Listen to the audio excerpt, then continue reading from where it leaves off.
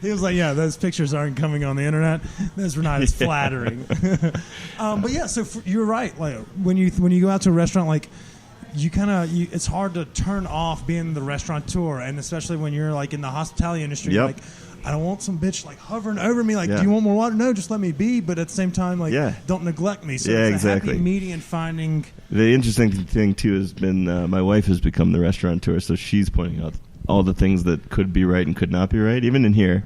God bless her, but yeah, we she keeps you true. She keeps it true, man. We just went to Uchi a couple weeks ago too, and that's probably the other one I would shout out in the more recent dining experiences. That place has got it going on, from, man. Austin, huh? Yep. It's really, really tasty. Them. Yeah, dynamite sushi. Yep. And then cart driver, that dude Andrew knows what's up. Knows how to treat pizza for sure. If you've never been there, I'd recommend getting the clam pizza for sure. Awesome. Yeah. Clam pizza. Haven't had it. Dude, ridiculously good. You'll have two, guaranteed. Awesome. I'm going in there. Yep. That's actually fantastic. So, because same thing I was saying with the, like, you'll hear linger all the time. When you just gave 3 strong date night places for those. And I feel like every time we sit down with someone, we always learn somewhere new. And I haven't had the clam za over at Cart Driver. It's ridiculous, man. And so we may be fucking that up for late night food, too. Really? Oh, yeah. He's open. I think he goes till 1 as well. So. Yeah, they're open late. Okay, all right. Yeah. In the words of McConaughey, that's nicely done. Okay, so, and then you kind of answered that other question for me. Places you'd like to try you haven't. You mentioned Softa, and then sleeper restaurants, Cart and Driver with a little late night, and the Pony Up. I mean, we're doing pretty well here. So you know your industry. You know your industry really well. I'm going to throw one more out there. Just do it. What's happening in my head? We had a wonderful dinner at Spontino. Yeah. Ooh, that's the owner. I can't draw a blank on his name right now, but that dude, he makes you feel just as warm as we try to here. And I have a lot of respect for somebody who does stuff like that. Yeah. Okay, so I won't make you shit on anybody by name. Elliot. Oh no, that was before. Yeah, before. That was before my segue. Right. I don't want you to shit on any restaurants, but you mentioned like it is sometimes difficult, like to go out and like small things would irk you. You know, like. Yep. You know, not cold food because that'll piss off just about everyone. But you're, a hospitality guy. You're a front of house guy. What are some things that you're like you'll catch that like people like me and Littman wouldn't catch? You'll be like, they told us the 4-top was ready, and I'm sitting there looking at it. No names, just be like things that like tips to all of our restaurateurs. Sure, this is more than an hour's worth of shit though. For me, even in my own spot here, as I look at your water, refilling waters is a big thing for me, and it sounds as silly as it is. That and clean bathrooms, which is one that came from my Jewish mother way back when. That's how she judges restaurants: clean bathrooms and the bread. But for me, it's just the overall attentiveness and how graceful they can be doing it.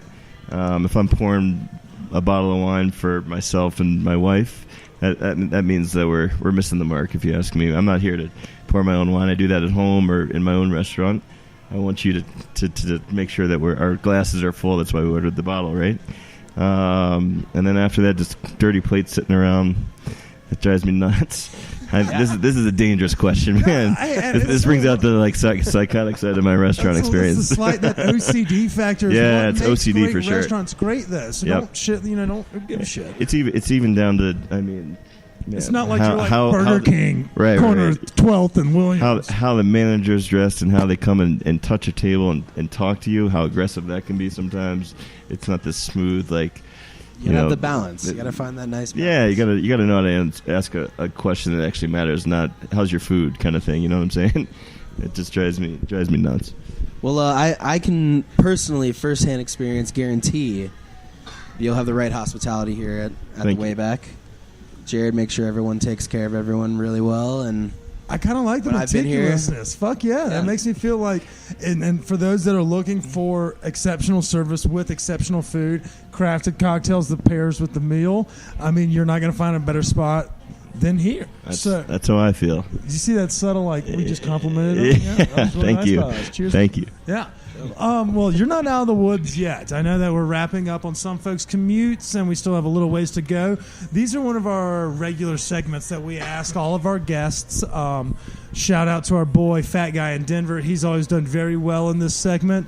But also shout out to our boy, CB3. This is rapid fire. Okay. Lippman, I added a couple of these down here, so I'm going to let you shoot the first 4 or 5, and I'll close. All right, let's get started. All right, so we're here for a little this or that. Okay. You can only pick one, and if you pick 2, Lippman's going to urinate on your couch that we're sitting.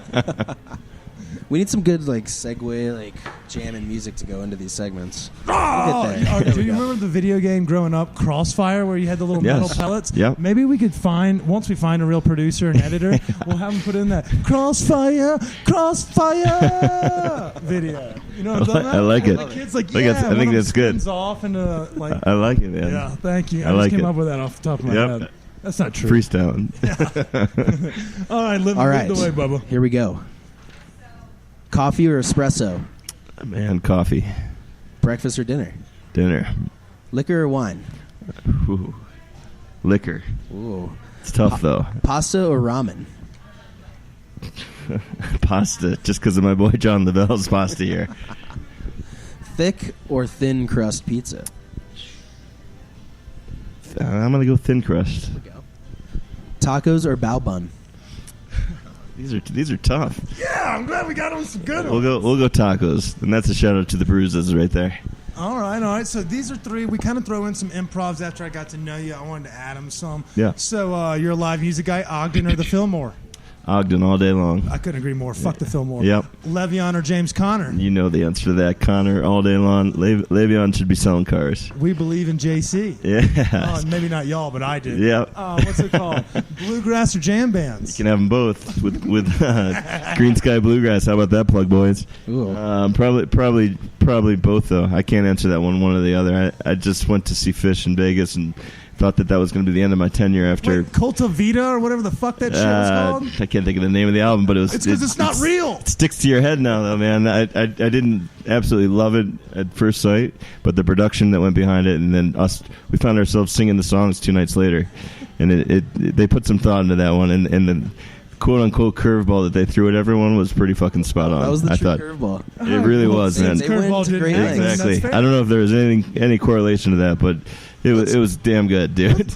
and I fell back in love with the band that I was struggling to like as much as I have. I've been seeing them over 20 years. So really, yeah. Okay. So this segment is going to be brought to you in name of our friends Lot Gossip. Go follow them on Instagram. Let's do a little live music conversation, and this is going to be more Lippman's forte. Would you say that this Vegas run was better than that weird ass cats meowing Halloween segment? Chilling Thrilling Sounds? Yeah. Dude, no. That was one of the best. That's one of the best. In my heyday, in the Phish 3.0 or whatever you guys are calling it out there, that was probably my favorite, but with a close second, the Indio run with the Rolling Stones album, Exile on Main Street. That shit was fire. From Festival 8? Yep. Unfortunately, wasn't at that one, but the Chilling Thrilling show was probably the most psychedelic show I've ever seen. And I mean, to put music to an album that just makes noises, dude, it's just like, come on, how the fuck did you do that? It's genius. Yeah. I missed this last run. So how did this last run compare to 2014? I guess that was 4 or 5 years ago now. Different worlds for sure. 2 different productions, but both great productions is what I thought. The music was an instant hit, I think, in 14, and in this last little run here, you heard people saying they weren't sure about it night of, and then a night or 2 later saying how fucking great it was that they were there to see something like that. As it went on, people got used to it. I mean, you know, brand new songs, different from Chilling Thrilling Sounds because that was more instrumental than anything. You think they'll bring any of those songs out randomly on tour? Definitely. Face Plant into Rock. They better. Sweet. This is what space smells like. I mean, come on, man. There's some good lyrics in there. I need to give it a little listen through again. You really should. Yeah. Put it in your headphones though. Don't just put it on the car. You gotta give it some focus. Keep it to myself. Yeah, for sure. So you mentioned you saw Phish 20 years ago for the first time. What was the first show? Was this pre Dayton H-bomb? 97? I happened to be at that show. Mid H-bomb. This is 12/7/97. Happened to be able to go to that show in high school. parents were slightly stricter Jewish parents. Yeah. I did get to go see the Black Crowes a whole bunch. That's the infamous Fall '97. Yep, exactly. Nice. A great What show. makes it infamous for somebody that enjoys 80s music and 5-minute songs and not 30-minute You're songs? listening to 80s music here right now. No, that's why I've been enjoying myself. It was just, they were in their sweet spot. If you ask me, every Phish kid has their own year that was the year. For me, it was '97, just because that's when I started. Popped your cherry and you're just running. Didn't with even it, know what I so- saw at the time either. I didn't know how great of a show that was until I got deeper into it, and I was like, shit, my first show was actually not too shabby. So yeah, Mine was when they started Phish Dicks was my first Phish show, Okay. and then I was like, I can get behind. I had done Panic and some Humphreys and Tribe and things of that nature. Growing Yeah. up in the South, you'd see them kind of Atlanta, Nashville, things along those areas. But Phish obviously didn't frequent the Southeast, yep, so I saw them at Phish Dicks, and I was like, this is a lot of fun. Yeah. And I was like, now these guys are a little bit too fucking weird for me. But then I saw Trey in Chicago with the remaining members of the Dead. fairly well, yeah. All right, this is a lot more fun when I know the words and it's not some weird ass motherfuckers on. Yeah. Weird nonetheless. Don't get me wrong. Yeah. But different weird. Like I knew the songs. Yep. And I was like, these guys are. He can shred. Yeah. Like, I'll give him credit where He can credit's shred. due. The interesting thing now is Chris Crota, their lighting dude, is adding a very different element to what happens there. He's always been. He and He's Waffle always. seem to chat with each other online. He's always been the fifth member, but like his moving rig is something to be else. reckoned with, Yeah. dude. It's pretty rad. Yeah. Damn, it's all right. You may have sold me. I'll go back. Slanted to the show. lights. See, I may want to rather go to an indoor event because I saw Indoors pictures are where of it's at. what I guess y'all had like squares hanging from the ceiling and they Yep. were like live, and it looked like 3D from every different angle. Yep. That is well played by him. Yeah. I'll give him credit where credit's due. That's cool. It's incredible what he does with these lights. They're all movable, so they all can swoop down and be 3 feet above their heads, or they could be on a slant or whatever. Man, it's just the time lapse of their lights throughout a show is pretty funny. He creates basically a new scene for Yep. every song Yeah. throughout the night. All right, y'all semi-sold me on it. I mean, Yeah, I'm not going to get go in there. listen to the shows that y'all listen to. Maybe you'll make it through a set. I don't know. You might be passed out by set break, but It's not passed out is the problem. Spun out my gourd is the problem. What's it called? Well, Jared, we appreciate you coming on the podcast. Yeah, yeah. We want to remind everyone we're down here at the Wayback, their new location on Tennyson. He recommends getting a reservation, but if you and the lady are just doing a little foot traffic on Tennyson, swing through, sit at the bar, watch them craft some cocktails, or watch people like myself crash and burn on Tinder dates. Please bring 'em. The options are endless. And don't forget American Grind. They will still be in Avanti through this up until the spring, and when the brick and mortar kicks off down in Wash Park. Yes, sir. And then I guess everyone will pretty much know about it. Like you said, 9 News, 5280, No Vacancy. Everybody that's huge and really worth a damn in Yeah. the city is covering the holiday pop-up, and that will be popping off at Avanti. So, man, I wish you nothing but the best you. of luck for the rest of the year, and then obviously start off 2019 on a good foot. Appreciate you guys having me on. Really. All right, so we're not done yet. Oh shit. Joke's on you, motherfucker. We got 2 more questions. Cool. You want to do one and I'll do one? sure. All right, you lead the way. All right. Which one you want? We like to see how much trouble people are getting into late night. So, what is your Uber rating? Yeah, we did preface this that this may be on the exam. This is. I'm not even sure how you check these So things. you click on your profile Yeah. in the top left corner, and I want all of our listeners to click the 3 lines, and they'll say it right next to a star. I'm a 4.96. Oh wow, he's perfect. Pretty solid right now. That's really good. He treats people a lot better than you do, Whitman. What's yours? I'm at a 4.79. Oh, wow. So, it's All right. pretty high. That's pretty awkward. What are you saying to people? This is awkward. What are you saying to people, Whitman? It's those rides I don't remember. Yep, I hear Okay, you. last night? I remember that one. There you go. All That was a right, lift. So I will go ahead and tell you what mine is just to make this a fair game, but it's a 4.93. So everyone make fun of Lippman Gone together. back up. Yeah, I know. Wow. I've had some ebbs and flows. So the last question, I'll end it on this. Listeners, please don't forget to go follow us at No Vacancy CEO. Subscribe, rate, and review us on iTunes. That's literally how I'm going to get paid if I'm going to plan on doing this much longer. Please go rate and review. Last question of the night. You've obviously made a lot of poor decisions that have led you to being friends with Lippman and at this table with Kip.